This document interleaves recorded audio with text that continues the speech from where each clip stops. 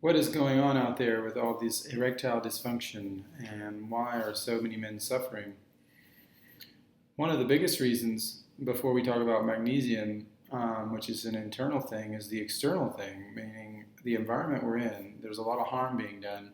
One of the most powerful things you can do for libido and erectile dysfunction is to start wearing EMF underwear or boxers or whatever. And buy a few pair. Don't wash them a lot. Like it sounds like not, but there's a way to do it because it degrades the material. And so you can wear boxers over some normal underwear or whatever, and then you wouldn't have to wash those very often, or you'd buy enough pair to where you could kind of keep those for a while and they wouldn't get dirty because of the way that like you wouldn't wear them doing sport. You just wear them for other activities, and where you're not sweating or whatever. So there's a way to do it. It sounds like a little off at first when I'm speaking to it, but there is a way. And when you get the power of it, when you start to feel like what it's doing, that will convince you and that'll drive you forward. You won't even care what like how you have to do it, how you have to make it work. So you got to get outside the box a little bit with some of this stuff. And if you can afford it and you can buy as many as pairs as you want, or whatever, well, then that's just your own luxury. So, but it's even possible to do on a limited budget. But you just have to think about this stuff first, and so that's one of the biggest tricks. As far as the external controlling the environment and everything, I mean, food plays a key role too. You have to stay high in K2. K2 is very important for libido and erectile dysfunction. So, and the problem with K2 is it's hard to find. So, you can get it from natto pills that are made extracted from natto. You can also get it from foie gras if you can order that, like online from France or maybe Canada, and try to find a source of that and stay on that. You can also get it from, some people get it also from durian, which is interesting. It has that same smelliness that natto has. The vegetal form of K2 has this smelly, sticky kind of thing, but it actually tastes really good. And then one of the easiest ways is to use emu oil from Walkabout brand, which you can find online. And this you take like 2 teaspoons a day. And this actually helps build that up. So that's another key important internal thing. We have to get beyond deficiency before we can troubleshoot. That's why magnesium is so key, because the circulatory role it plays and the chelation of toxins the roles it plays there. And so we have to be on top of these things, especially our deficiencies. A, D, E, and K, the fertility vitamins. They're called the fertility vitamins for a reason, because not just because we're fertile, but they also contribute to libido and erectile functioning and the sexual functioning of so we need to up those too, and those are best found in liver, like chicken liver, stuff like that. It's hard to find soy-free livers, but even like Whole Foods, I think you can pull off these livers. They'll work to a certain degree. You can also up your game into soy-free if possible, and order online for that. But the liver is a key part. I mean, even liver pills if you can't handle liver or whatever, or cod liver oil also helps with that. They have, but you make sure it's fermented. Don't get fish oil. Don't get most of this stuff. Get fermented. It has to be sacred products, otherwise they don't work. Some people go to Russian shops and buy little cod livers in cans, and they eat the cod livers. That works too. So there's a few ways to do this for low budget, high, there's different ways, but these things need to be turned up. And so when they're turned up, another way that you can do the cod liver oil replacement is called Batarga, which is like a fish egg pouch, and it's like fermented fish eggs. They're like bright orange, and you cut into them, and this is very powerful too. This was used as a medicine in Phoenicia, and they're about 20, $30 a pop for one of these guys, so they're a little more on the pricey end, but if you can do once a month, you're already pushing something, getting some interesting active selenium and active vitamins that you can't get through supplements. It's really interesting what we can get in the real state, but we have to learn how to find these old sacred foods and be very picky a bit on our discernment and how we choose and source and everything like that. So I wanted to read you something about magnesium and erectile dysfunction that I found interesting on our own website, theheartoftradition.com, on an article that was written by me.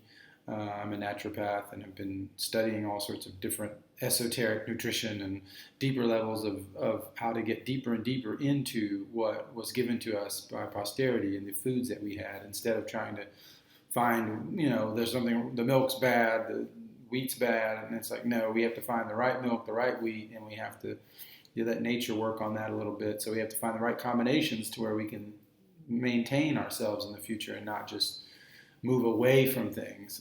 We have to fix these things, It's like, I remember one time my futon got broken. A friend of mine, he was a really handyman, and he said, well, how did it break? And I'm like, why does it matter? And he's like, well, that's how you know how to fix it. And so there's some truth to that, how something broke is important to know. You can't just move on from whatever. So I'll just read this here, these like 5 bullet points. So magnesium releases bound testosterone and makes it more bioactive. This happens because the mineral inhibits SHBG, sex hormone binding globulin, the molecule that binds to free testosterone, making it unavailable for receptors. 1 gram of magnesium is sufficient to increase free testosterone levels by 24% in combination with intense exercise. In a study of 400 participants, researchers found that in older men, elevated levels of serum magnesium via blood analysis correlate with higher levels of testosterone. The result of this study review can be summarized by the clear sentence, there is evidence that magnesium has a positive influence on anabolic hormonal status, including testosterone in men. In this study, researchers found that Gittleman's syndrome, which causes imbalances in magnesium and calcium levels, often results in delayed puberty in young boys. This delay in puberty would probably be caused by low levels of testosterone, caused themselves by low levels of magnesium and calcium.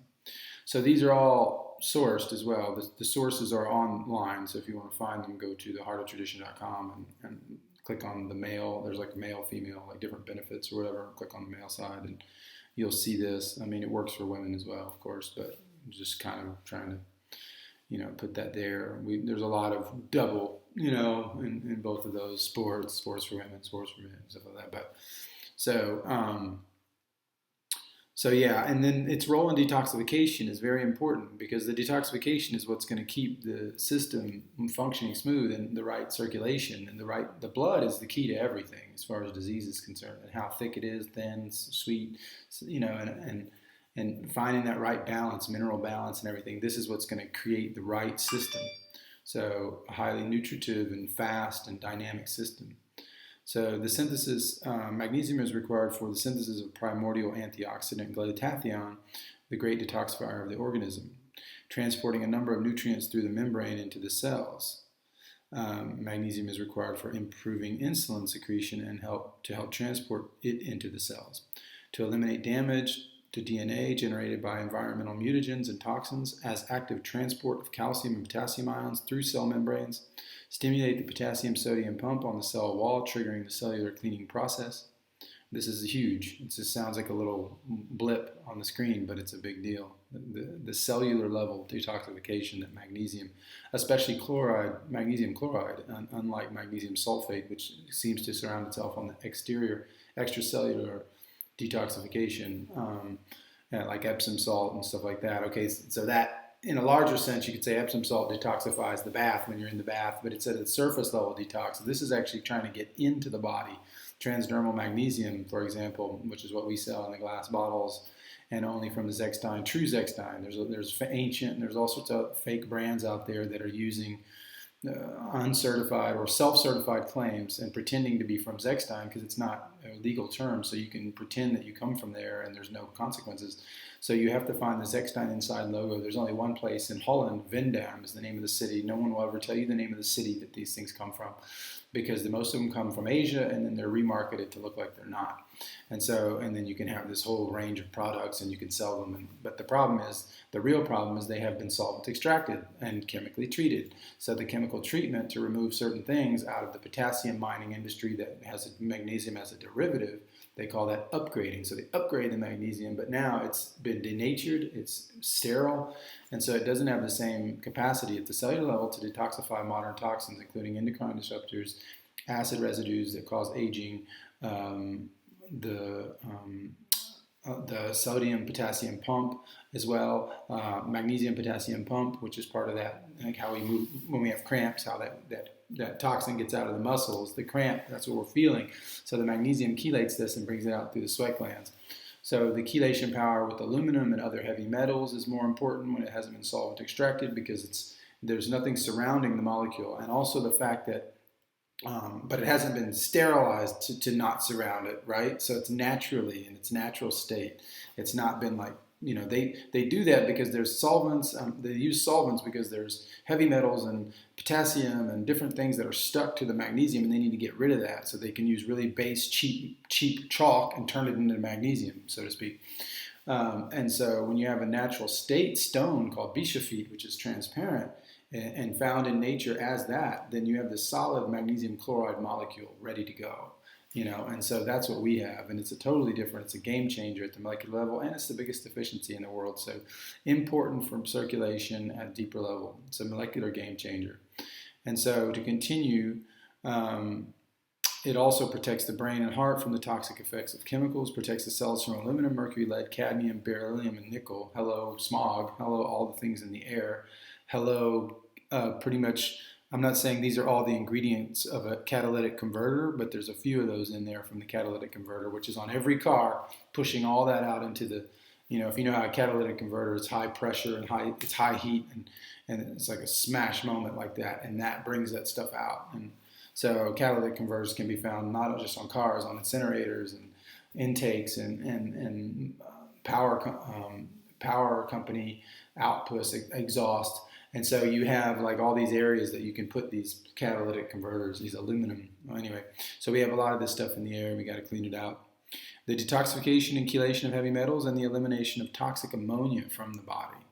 So yeah, magnesium is going to be a big game changer. You have to get the levels up right. And a lot of people feel like, I'm good. I'll take some pills or I'll eat some chocolate and bananas. And it's like, no. We're all deficient. If you're over 30, you're deficient for sure, 99%. And so if you're under 30, you're at like 85%, 75%. It's still high. So it's just because it's not in the soil anymore. Go take your Parmesan and go compare it to 100 years ago Parmesan and measure the magnesium in it, and then watch the drop. It's just an invisible deficiency because of soil and the usage and how the monoculturing and the farming practices and no compost and all these things that we're doing on a worldwide scale at a very small level now. I mean, compost is like 1% of our farming model, right? So how are we putting that magnesium back into the soil? So this is getting us in trouble on all scores. So trying to come back from that, the best way is to use our ancestors. I mean, they knew, the Greeks and Romans, they developed the spa and bath culture. They put it on the skin. They knew it recharged their batteries. They didn't have all the science behind it, but even the Spartans used the water of magnesia. And the origin of the bath culture was in a place called Magnesia in Greece. And if you look at Spa in Belgium, that's the name of a city. It's not we call it Spa now, but that was a city. So was Bath in England. All these areas had particularity in the mineral composition of the water, and magnesium was high there. Sulfur was also a part too, but the magnesium was the key element. It was the first element as far as internal. The sulfur, like I said, being in the sulfate category, this is more of an external detox, and the way that it works, it's an exodus, and whereas the magnesium itself actually is trying to go in as deep as possible and then chelate, come back out. So knowing this stuff and doing it right, spending about 6 months to a year just doing the transdermal magnesium all over the upper body before you shower, 20 minutes before you shower, letting it get in, then showering, and doing this every day for like 6 months and just build out of the deficiency. And then you won't need to use it as much after that. It's not that expensive. It only costs $3 a week to do it right. So watch out for like $7 and stuff like that. Ours is $25. Do it right. It lasts 2 months. And just get the right stuff. That's the key to this stuff, is quality changes everything. I mean, like my air purifier, it can filter 0.03 microns. And most of the air purifiers on the market that are half the price can only filter like 3 microns. So that difference changes everything, especially what we know now about particulate matter, that it's the smaller, the nano and the smaller the particles, that the more dangerous they are. And so we're paying half the money, $400, but we're getting ripped off for the total effect. And we're going through all this air filtration stuff and sleeping with the air pure. We're going through all the same motions, but we're not getting the full effect, the full spectrum. So do it right. Come check us out at theheartoftradition.com.